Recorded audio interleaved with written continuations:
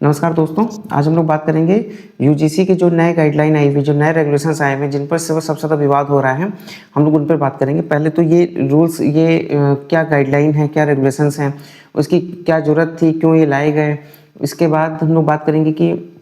इनमें किस तरीके की जो कौन ऐसे पॉइंट्स हैं जिन पर लोगों को बहुत ज़्यादा ऐतराज़ हो रहा है। और लास्ट हम लोग बात करेंगे कि इसमें अगर हम लोग को इस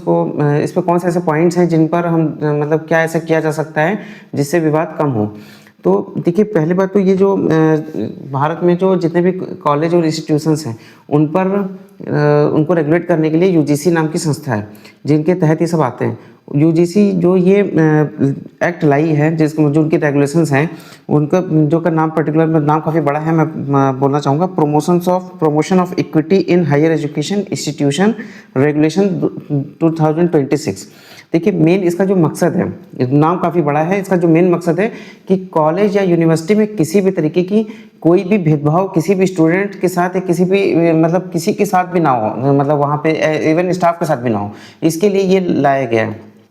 अब देखिए, अब इसके लिए तो बहुत सारे एक्ट हैं, पहले से भी SC/ST एक्ट बना हुआ है और बहुत सारे ऐसे मतलब कानून सुरक्षा की गारंटी देता है कि किसी के साथ भी भेदभाव नहीं होना चाहिए। तो फिर इसको अलग से क्यों लाया गया? देखिए, मैं आपको ध्यान ले जाना चाहूँगा 2015 में हैदराबाद यूनिवर्सिटी का एक मैटर है, जिसमें रोहित वेमुला, जो कि वहाँ पे PhD के स्कॉलर थे और जिनकी डेथ हो गई थी, उनका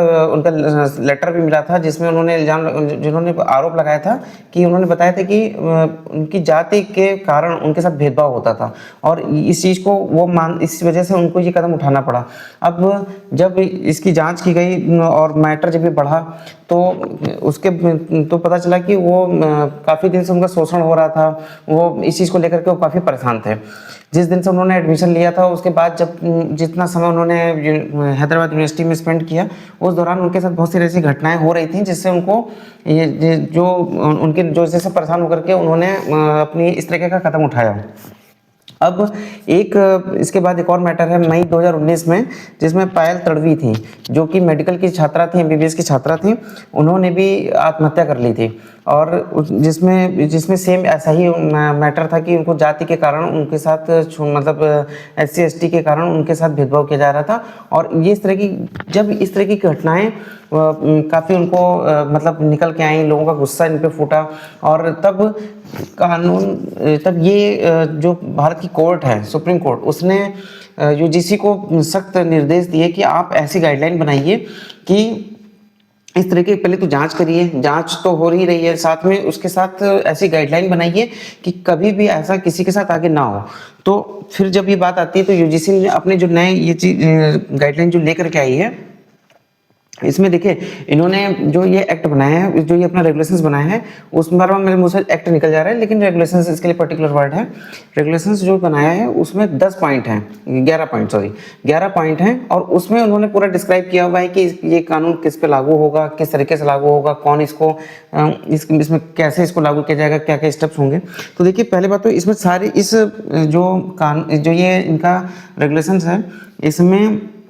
भारत के सभी उच्च शिक्षा संस्थान, यूनिवर्सिटी सब इसके अंदर आएंगे। दूसरी चीज़ है, इसमें सभी को बराबर का हक देने की बात कही गई है, बराबर का व्यवहार होगा। किसी के साथ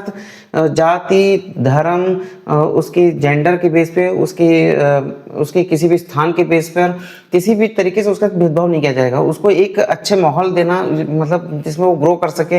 ये उसका मेन मकसद है। इसमें इसका जो देखिए, इसकी जो मेन अथॉरिटी जो है, तो कौन इसमें क्या किया गया है कि किस पे जिम्मेदारी डाली गई है कि वो इस चीज़ को मेक श्योर करेगा। इसमें मेन है कि जो भी कुलपति या जो वाइस चांसलर होते हैं, उनके ऊपर ये पूरी जिम्मेदारी दी जाएगी कि वो इस चीज़ का बिल्कुल अथॉरिटी होंगी कि सारे जो भी इस रेगुलेशंस के नियम कानून हैं वो सारे फॉलो किए जाएं। अब इसमें जब बात आती है कि हर स्कूल में EOC की स्थापना की जाएगी। EOC क्या है? Equity opportunity centre. इसमें इन सेंटर्स की मतलब एक कमेटी होगी, जिसको इस नाम से EOC के नाम से जाना जाएगा। इसमें जितने भी मतलब कि कॉलेज में सब जगह पे उसमें उसके बहुत सारे मेंबर्स होंगे, जैसे कि सिविल सोसाइटी के लोग होंगे, मेडिकल जो आपके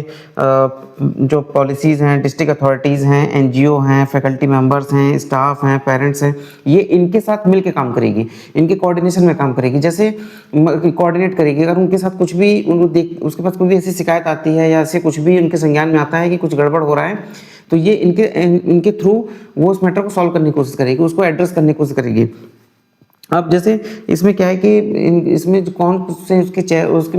जो अब देखिए इसके साथ अब हम पॉइंट की बात करेंगे, उसकी कौन से ऐसे पॉइंट हैं और क्या ऐसी चीज़ें हो रही हैं जिस पे सवर्ण जाति के जो छात्र हैं, जो लोग हैं, उनको इस पर सबसे ज़्यादा ऐतराज़ है। तो सबसे पहले तो ये है कि इसमें कमेटी में कि जो ईओसी की जो कमेटी है, इसमें ये बोला गया है कि वो मतलब कि SC ST दिव्यांग या ओबीसी या इससे मतलब रिलेटेड उनके मैटर्स होने जाएंगे। लेकिन इसमें ये कहीं नहीं कहा गया है, इसमें ये क्लियर नहीं बोला गया है कि उसमें मतलब कि सभी जाति धर्म के होंगे, लेकिन उसमें जनरल के किसी भी मेंबर को नहीं रखा, उसमें नहीं रखा गया है। जबकि ये लोगों को सबसे बड़ी शिकायत है कि जैसे अगर ये माना जाए कि कोई जाति के नाम पे कोई कहता है कि मेरे साथ भेदभाव हुआ है, तो इल्जाम किस पे जाएगा? सवर्ण कास्ट के स्टूडेंट पे जाएगा या उसके बंदे पे जाएगा। लेकिन जो ये कमेटी बनाई जा रही है, जो ये इसका जो इसकी अथॉरिटी होगी, उसमें सवर्ण जाति के कोई भी बंदे को नहीं रखा गया है। तो ये लोगों का एक बड़ा सवाल है कि अब ये बताइए, ऐसे तो ये मतलब कोई भी मतलब कि जिस पे देखिए दो पार्टियां हैं, एक है जो इल्जाम लगा रही है, जिसका आरोप है, दूसरी है जिस पे इल्जाम लगाया जा रहा है। तो जब ये सवर्ण के खिलाफ अगर कोई मान लीजिए इस टाइप की शिकायत होगी, आएगी, और उसका कोई बंदा कमेटी में है ही नहीं, तो ये कैसे पता चलेगा, ये कैसे मेक श्योर होगा कि सही जांच हो, सही सुनवाई हो? क्योंकि देखिए जब एक ही साइड के बंदे होंगे तो वो उसमें मिसयूज कर सकते हैं। फिर तो ऐसा कोई भी देखिए होता है कि मैं ये कहीं से नहीं कह रहा हूँ कि गलत केस ही होते हैं, सही नहीं होते। देखिए सही भी होते हैं, लेकिन जब कोई भी केस की सुनवाई तभी अच्छे तरीके से होती है, निष्पक्ष तरीके से जांच तभी हो सकती है जब सबके कम से कम 1 या 2 रिप्रेजेंटेटिव उस टीम में जरूर होने चाहिए उसकी सुनवाई करने के लिए। तो सबसे पहला बात तो ये सबसे बड़ी दिक्कत है कि सवर्ण जाति के किसी बंदे को नहीं रखा गया है। दूसरा, इसमें जो एक मेन और जो समस्याएं आ रही हैं कि इसकी जो 6-6 महीने पे इसकी मीटिंग रखी जाएगी, जिसमें रिपोर्ट उनको रखनी होगी पिछले 6 महीने में कौन सी घटनाएं हुई, उसकी क्या उन्होंने रिट्रेसल किया, क्या प्रॉब्लम सॉल्व करी, कौन सी प्रॉब्लम सॉल्व नहीं हुई, ये भी इसमें होगा। और इसमें सबको टाइम दिया गया है, एक इसमें फास्ट फॉरवर्ड प्रोसीजर है, काफ़ी फास्ट ट्रैक रहेगा। जैसे कि 24 घंटे के अंदर अगर कोई भी केस आता है तो 24 घंटे के अंदर बाकायदा मीटिंग होगी, उसकी बैठक की जाएगी जिसमें उस मैटर को डिस्कस किया जाएगा। 15 दिन के अंदर उसको अपनी जांच रिपोर्ट देनी पड़ेगी, उस वाइस चांसलर या वीसी को देनी पड़ेगी। उसके अलावा वाइस चांसलर पे जिम्मेदारी होगी कि 7 दिन के अंदर उसको कार्रवाई करनी पड़ेगी। अब आप एक चीज सोचिए, जब इतना कम समय रहेगा और तो इसमें मतलब इतना कितना ज्यादा प्रेशर होगा, और जब उसकी कोई सुनवाई नहीं होगी, जब अगर एक तरफ के बंदे नहीं होंगे तो हो सकता है कि वो गलत फैसला भी जल्दबाजी में दे दें, क्योंकि उनके ऊपर इतना ज्यादा टाइम बाउंड वो दिया गया है कि टाइम बाउंड आपको फैसला देना ही देना है, इसको सॉल्व करना है। अगर आप किसी भी तरीके से फेल होते हैं तो इसमें बिल्कुल स्ट्रिक्ट है कि उसमें यूजीसी की तरफ से बहुत सारे उस पर रिस्ट्रिक्शंस होंगे, जैसे कि उनके खिलाफ कार्रवाई की जा सकती है, यूनिवर्सिटी और इंस्टीट्यूशंस के खिलाफ उनको डिबार किया जा सकता है, उनकी मान्यता रद्द हो सकती है, वो डिग्री जो भी प्रोफेशनल कोर्सेज जो कोई भी किसी तरीके के कोर्सेज चला रहे हैं, वो डिग्री जो देने की उनकी पावर है उसको छीना जा सकता है। उनको यूनिवर्सिटी की तरफ से जो ग्रांट आती है उसमें वो रोक की जा सकती है, उनको जो अथोराइज जो लिस्ट है उससे उनको बाहर किया जा सकता है। जैसे यूजीसी अप्रूव्ड जो कॉलेजेस होते हैं उसको उनकी मान्यता रद्द की जा सकती है, उनको कोई भी इस तरीके की बहुत सारी उसमें सुनवाई की जा सकती है। अब जब इतना प्रेशर यूनिवर्सिटी के ऊपर होगा तो वो कोई भी मतलब कि वो क्योंकि उससे इतना जल्दी समय में फैसला लेने पे उनके ऊपर भी बहुत प्रेशर होगा कि वो हो सकता है गलत फैसला भी ले लें, तो ये भी एक बहुत बड़ा मैटर है।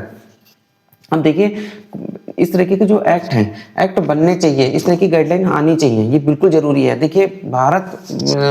को हमेशा से बोला जाता है कि भारत में जाति धर्म इन सब के नाम पे कोई भी जाति धर्म जेंडर स्टेट जगह रिलीजन कोई भी जो भी चीज़ है उन पे किसी भी तरीके का भेदभाव नहीं किया जा सकता, और नहीं ये इसकी संविधान भी कहता है। लेकिन कोई भी रूल जो बनता है, कोई भी नियम बनता है, उसके मतलब प्रोज एंड कॉन्स दोनों देखने चाहिए। अगर आप देखिए किसी को भी भारत में मतलब ये कहा जाता है, ये हमारा संविधान भी इस चीज़ को कहता है, हमारी जो हमारी न्याय संहिता है वो उसका भी एक बेसिक थीम ये भी है कि न्याय मिलना जितना जरूरी है,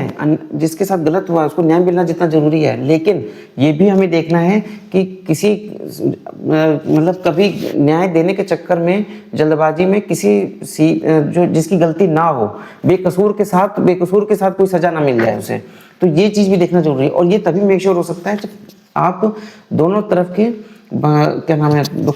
कमेटी में जरूर उनको स्थान दीजिए, ताकि कम से कम उनको भी ये लगे कि हाँ हमारी तरफ से भी हमारी निष्पक्ष जांच हो रही है, तो उनको लगेगा। ये सिर्फ कॉन्फिडेंस में, देखिए कोई भी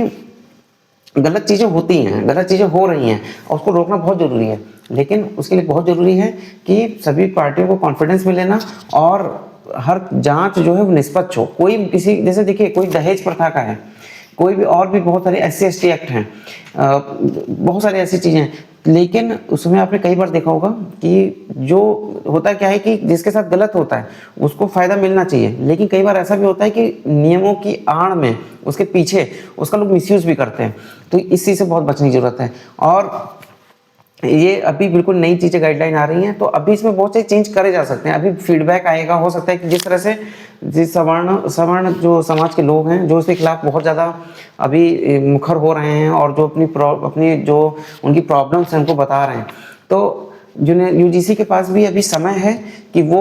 इसमें थोड़े बहुत चेंजेस करके इसमें नियम में कोई कमजोरी नहीं लानी है, जो ये आपके रेगुलेशन इनमें कोई कमजोरी नहीं लानी है, इसको आप मजबूत करिए, लेकिन इसमें ये जरूर मेक श्योर करिए कि गलत भी ना हो किसी के साथ, कोई ऐसा ना हो कि कोई अपने जैसे इसमें OBC को भी रखा गया है, SC ST को भी रखा गया है, दिव्यांगजन को भी रखा गया है, अलग सा और भी बहुत लोगों को रखा गया है, जो भी माइनॉरिटी में हो वो भी अपना कर सकते हैं। तो ये जरूर देखना है कि सबको न्याय मिले, उसमें जनरल को भी ये ना हो कि कोई उसके मिसयूज करके अपने कोई पर्सनल खुन्नस को निकालने के लिए कोई ज़बरदस्ती किसी झूठा इल्ज़ाम लगा दे और उसका करियर खराब हो जाए। क्योंकि याद रखिएगा यूनिवर्सिटी में हमारे कोई भी किसी भी देश की जो यूनिवर्सिटीज होती हैं, जो इंस्टीट्यूशंस होते हैं, वो आप समझ लीजिए वो अगली जनरेशन है, वो आप वो जो अगर किसी भी स्टूडेंट के साथ अगर गलत तरीके से हुआ और कहीं उल्ट उसका करियर खराब हो गया या उसकी ज़िंदगी खराब हो गई, तो ये बहुत ज़्यादा तो ये पर्पस सॉल्व नहीं हो पाएगा। देखिए आपको कोई भी पर्पस सॉल्व करना है, कोई भी चीज़ है, तो इसमें आपको प्रोज एंड कॉन्स दोनों को सही करके रखना पड़ेगा। ये हम उम्मीद करते हैं कि ये मेरा मतलब पर्सनल भी ओपिनियन है कि UGC को